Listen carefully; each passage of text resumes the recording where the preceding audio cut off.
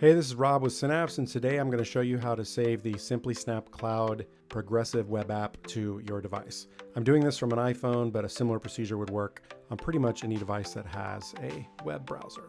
So as you can see, I'm logged into simplysnapcloud.com, and I'm going to click on the share button on the bottom of Safari, click add to home screen, and then click add in the upper right. And there you can see there's the icon now on the desktop of my iPhone. I can tap on the icon, and I will have to log in the first time. So I'm going to put in my username and password.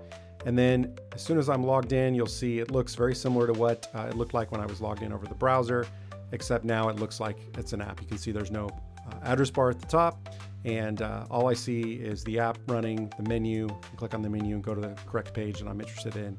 It gives you that native app experience without having to install anything from the App Store.